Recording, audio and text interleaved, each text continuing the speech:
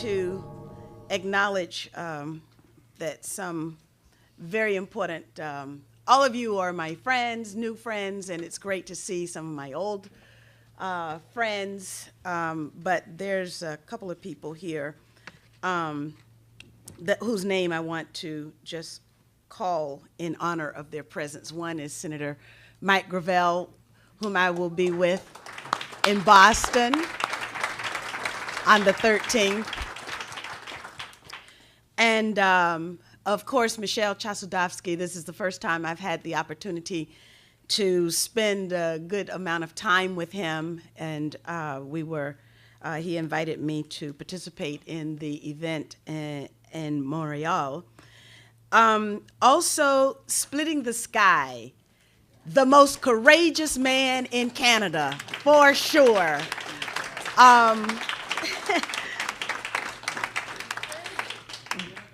Stand up, Splitting the Sky, John Boncourt. And there's going to be another action, I understand, against George W. Bush, who comes to Canada quite often to collect six-figure speaking fees that your organizations heap upon him. And, you know, war criminals should not be welcome in Canada.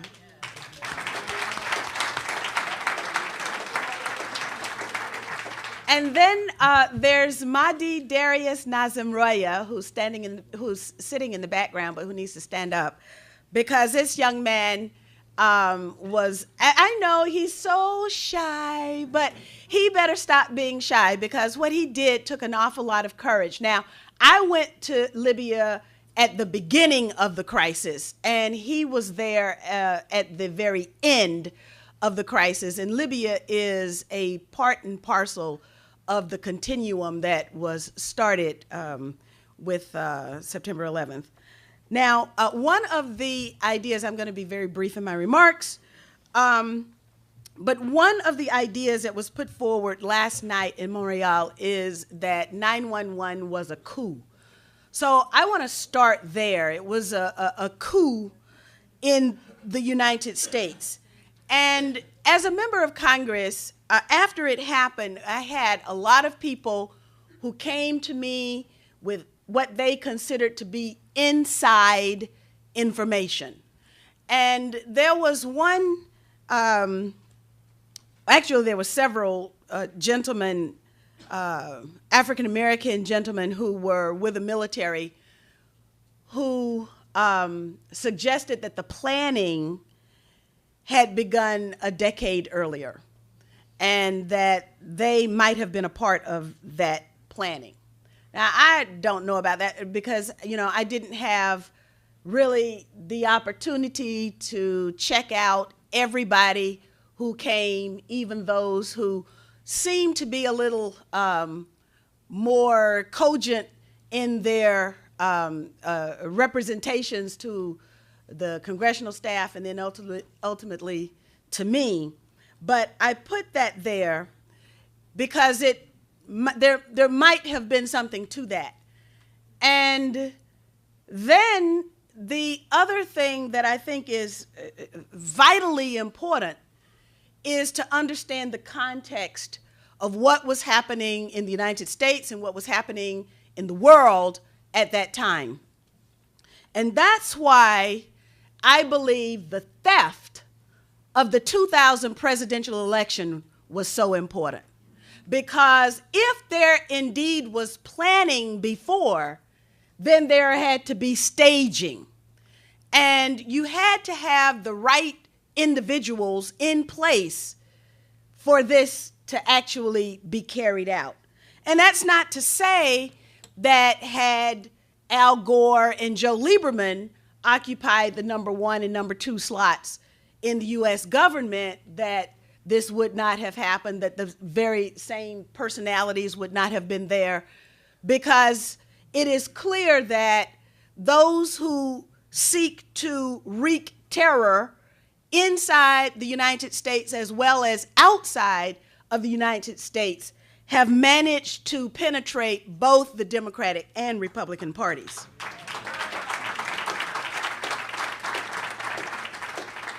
But the theft of the presidential election was important, and that's how then we ended up with Bush, Cheney, Powell, Pearl, Rumsfeld, and Wolfowitz, and all of the cast of characters that you know very well.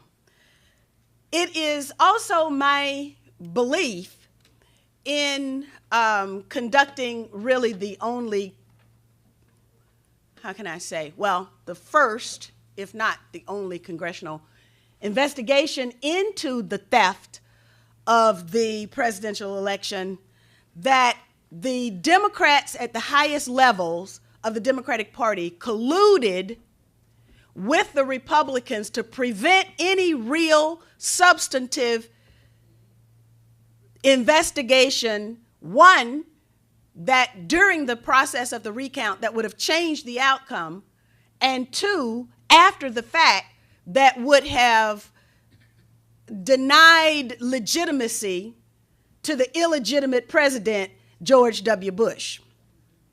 So we can't absolve the Democrats of anything because they were part and parcel of the problem. Now, one of the other things that happened that I think was important at that time was after the theft of the presidential election, and then at that time, which is chronicled by Greg Palast in various books and articles that he wrote, I worked with him to try and get as deeply as I could into the mechanism of theft. And it seemed that we were really the only ones who, despite 535 members of Congress, whose political livelihoods would have depended on the integrity of the 2000 election, but it seemed that there were not very many people who were interested in election integrity. But anyway, so we are conducting these investigations into exactly what happened in Florida. Now, of course, the same thing as a result of the refusal of the Green Party in the United States, as small and underfunded as it is, to investigate what happened in 2004, now we have a lawsuit that's been filed to look into the mechanism of theft in Ohio of 2004, just as an aside. But what also was very important that was happening on the international stage at that time, I served on the International Relations Committee, both the International Relations Committee and the House Armed Services Committee. And at that time, there was the Durban World Conference Against Racism, which that entire process was extremely important to people who think like me, because there is a global community of people who have legitimate grievances against their political systems, and they do not have a mechanism to have those grievances addressed. And that includes inside the United States. So Durban was very, very important to me. It was also important that, to me, that the Congressional Black Caucus be represented at Durban. We did some things there. I was the chairperson of the Congressional Black Caucus Task Force on Durban. There in Durban, I was very pleased to have presented to Mary Robinson, who at the time was the High Commissioner for Human Rights, a paper that outlined the murders unsolved of members of the Black Panther Party who had been illegally targeted by the United States government. And there are some 24 of these individuals who were active in U.S. politics who wanted the United States to rise to a higher level, to acknowledge, respect, and respond to the legitimate hopes and aspirations of people who had been shipped over to the New World against their will and who had been denied their rights and human dignity in the course of pursuit of those rights up to the present time. That was very important to me. Durban was a success because at Durban, all of the world's aggrieved peoples were able to come together in dignity and in respect and place our agenda on the international stage. And it was less than a week when I returned from Durban that September 11th occurred and the entire conversation changed.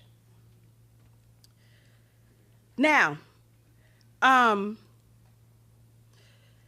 what happened on September 11th from the standpoint of somebody who was in Washington, D.C.?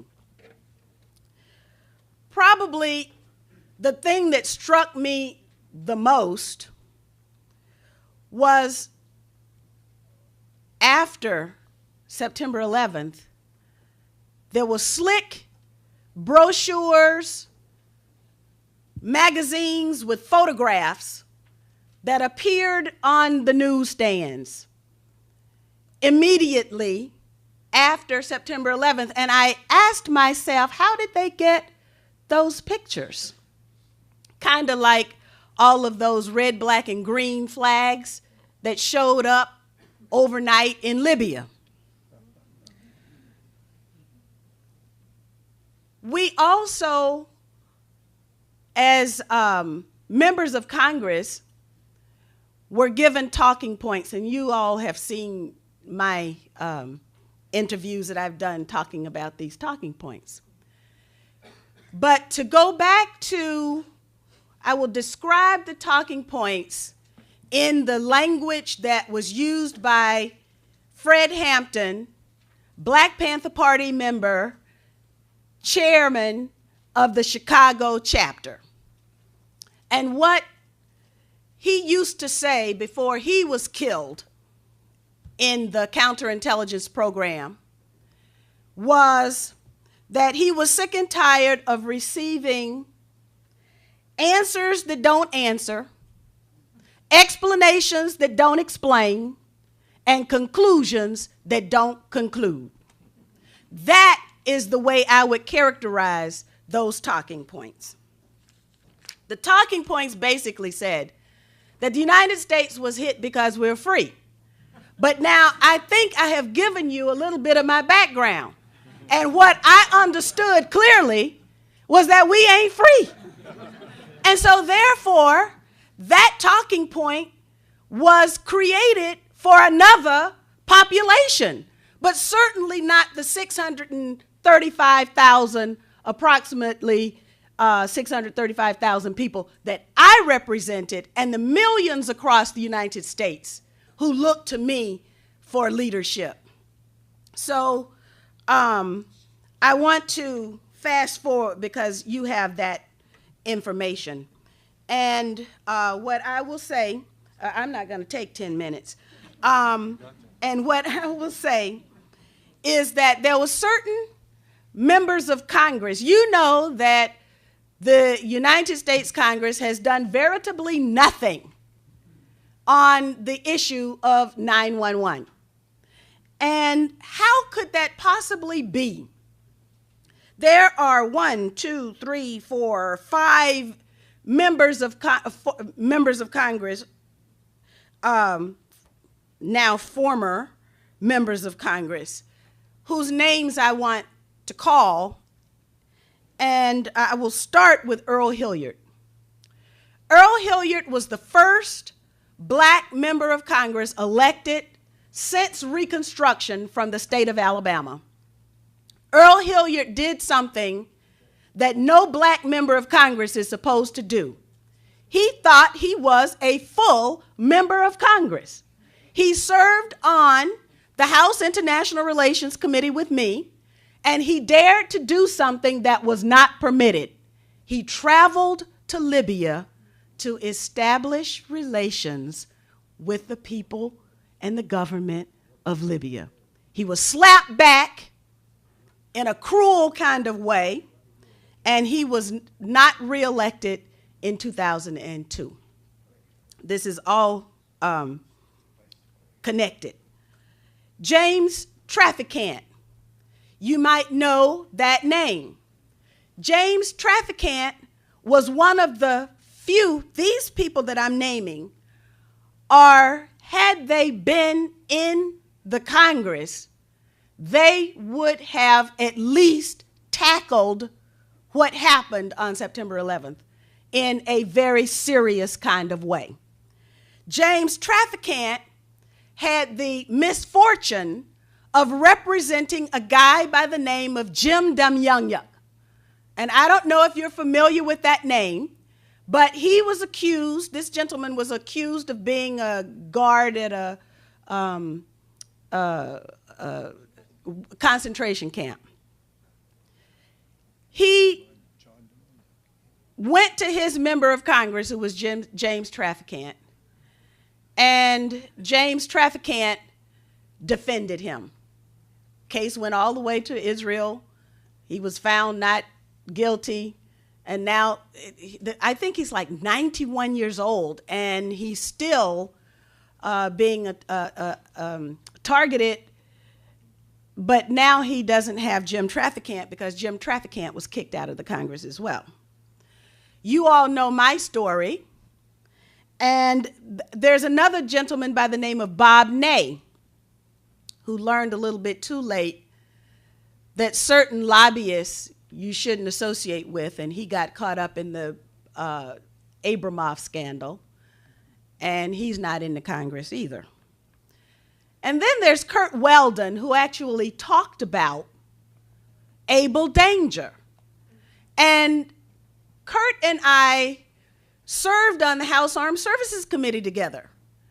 And so when Kurt stumbled on Abel Danger, then I reached out to Kurt, Republican from Pennsylvania, and decided that we would work together.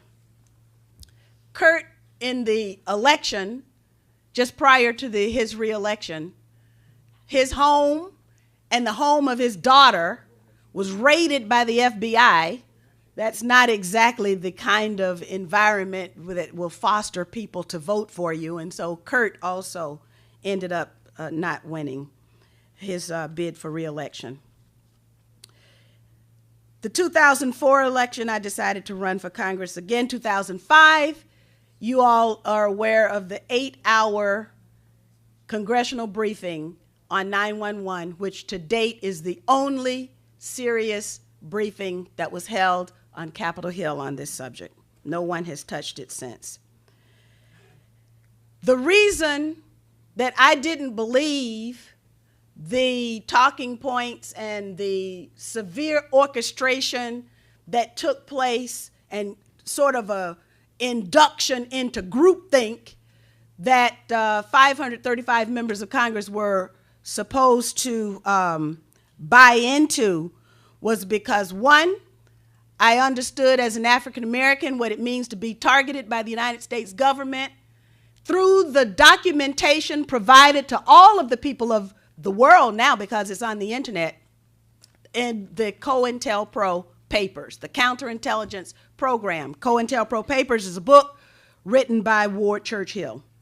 I also was very well aware of what the United States government would do to communities of color, because there was no such thing as crack cocaine until the United States decided that they wanted to impact policy in Latin America and they needed to finance it.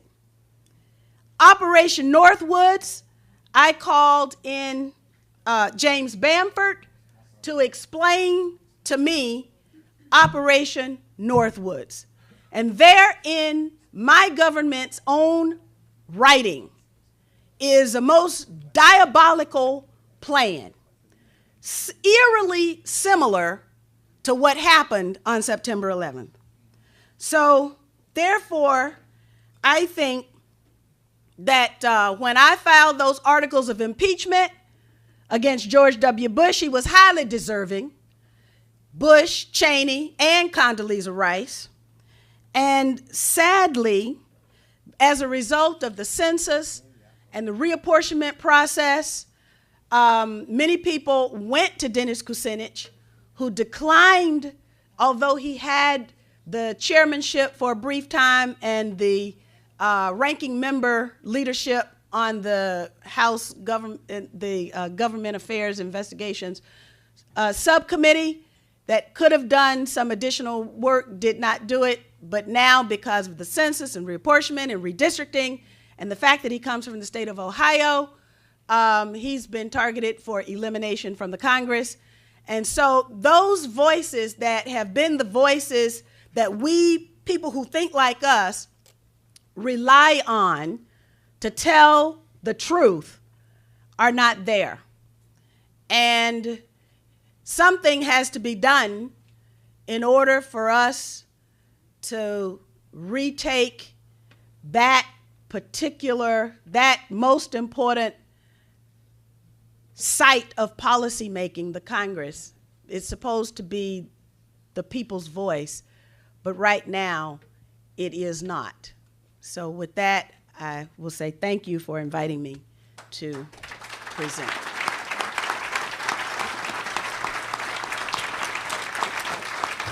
Thank you. Thank you, audience. Thank you, Congresswoman Cynthia McKinney. We have a few moments for questions from panelists, should you have any, but very, very few moments. Yes, okay. Professor Lee. Thank you, Ms. McKinney, for your excellent comments. Could you say a few more words about what happened in the only serious congressional hearing on 9/11, and is there any documents that we can have access to? Oh, you know, that's been a deficiency of mine. It's like, yes, there are documents. We had Peter Dale Scott. We had national security whistleblowers. The questioners were Wayne Madsen and Mike Rupert. We had former CIA people. We had the Jersey Girls. We had everybody who was anybody who had done any kind of research into what happened. And we had the panel of experts like you guys that made the questions. And basically, I think the documentation, I have to go to the congressional staffer who put it together and see if we can put them up on the internet, because we do have them. Okay. We could follow up on that. Okay, great. I need help. Thank you. I'm too busy doing other stuff. Professor, just a moment, Congresswoman, if you wouldn't mind, can we take another question? Professor Johnson? Yes. Thank you. Thank you, Congresswoman. Very interesting and touching presentation. We are on this panel with the help of James Gorley going to produce a report. That report will summarize the findings of these hearings. I wonder if you'd give us some advice on how we might best use that report to reach the political part of the political spectrum that might be sympathetic to what we're doing. Well, I think Senator Gravel will, have you given your remarks yet? Sunday. Okay, when Senator Gravel talks, I think he will be able to answer that question on the U.S. side. But I think that the actions of splitting the sky are the kinds of thing that needs to happen here in Canada, because you have a law on the books that allows for citizen arrest. And with the proper documentation, which of course I think with the panel of experts that will be panels of experts that will be presenting here, that provides the kind of evidential foundation to bolster the kinds of actions that Splitting the Sky will take. And maybe if things work out, maybe I can be here too in October. Well, maybe can we take one more question? Congressman, you can stay for a few more minutes. Thank you. You're welcome. Do you think that the September 11 event happened in order to justify the Iraq War, which was decided on 2000, and what role the American press played before the war against the Iraq? You speak about the Iraq War has been decided in 2000. It seems to me that you have told. So the war, the 11 September event could be agevolated, come si dice, promoted this just in order to justify. Yes, there are some people who believe in the pronouncements of their government. And there are some people who believe in what the media tell them. They believe it with every fiber of their being. They believe it. If it's on the television, if it's on the CBC, it's true. If it comes from, you know, your previous prime ministers, it's true. And there are some people who like that in the United States as well. But because I come from the underside of the United States, I am not the person from the shining city on the hill. I am from the person whose family is in the slum, who is to service those people in the shining city on a hill. And therefore, I see the United States and the operations of the government and the society, the culture, and the media from a different perspective.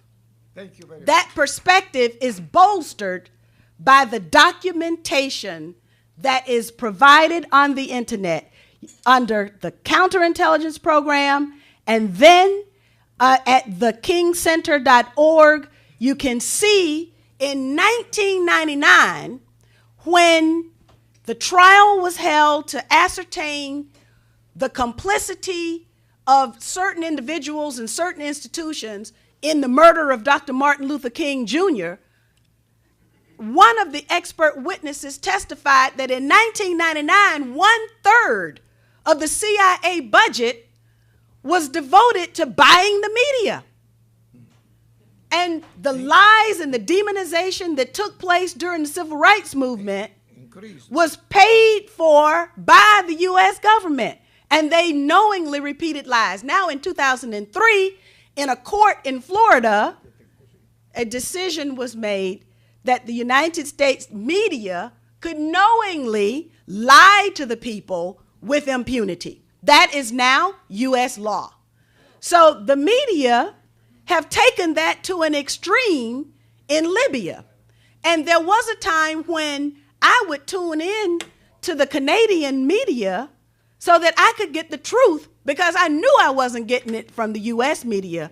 But now, why in the world would you guys choose to put yourselves in the hip pocket of the United States so you could be sat on?